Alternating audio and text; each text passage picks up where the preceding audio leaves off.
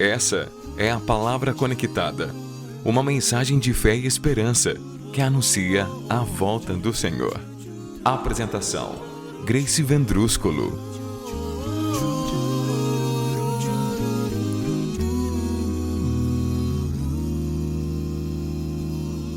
Tome cuidado nos seus atos e hábitos para não destruir o templo de Deus. Primeira carta aos Coríntios, capítulo 6, versículo 16 ao 20. Ou não sabeis que o homem que se une à prostituta forma um só corpo com ela? Porque como se diz, serão os dois uma só carne, mas aquele que se une ao Senhor é um espírito com ele. Fugi da impureza. Qualquer outro pecado que uma pessoa cometer é fora do corpo, mas aquele que pratica a imoralidade peca contra o próprio corpo. Acaso não sabeis que o vosso corpo é santuário do Espírito Santo, que estás em vós, o qual tendes da parte de Deus, e que não sois de vós mesmos, porque fostes comprados por preço? Agora, pois, glorificai a Deus no vosso corpo. Querido ouvinte, o que Deus quer nos dizer com esta mensagem?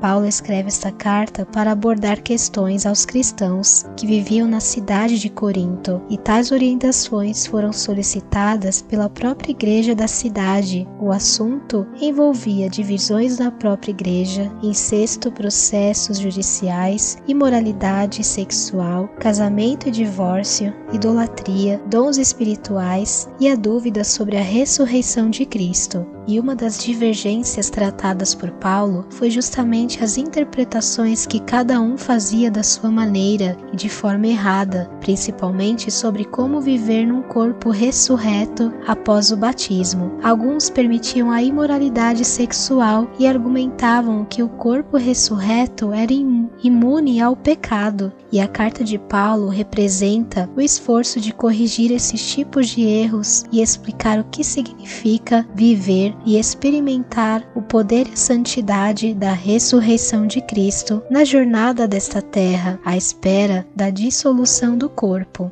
O povo que praticava este tipo de pecado argumentava que a imoralidade sexual era o alimento e a carne pecaminosa era o estômago, e que necessitavam uma da outra. Achavam que não tinha mal nessa relação, porque acreditavam que Deus destruiria ambos no fim de todas as coisas. E Paulo traz aqui nesta porção 3 argumentos. O corpo redimido do cristão necessita apenas de Cristo. O corpo do cristão não será destruído, mas ressuscitado, e o corpo do cristão pertence a Jesus. E ainda assim, lhes argumentavam contra Paulo, dizendo que o pecado não causaria danos ao corpo. Paulo enfatiza que o corpo é o santuário sagrado para a habitação de Deus. O corpo não pertence a nós mesmos, mas é a nossa responsabilidade cuidar do corpo e mantê-lo em bom estado de saúde. Isso significa que quando destruímos a nós mesmos por qualquer pecado que seja, imoralidade, bebedeira, comer excessivamente,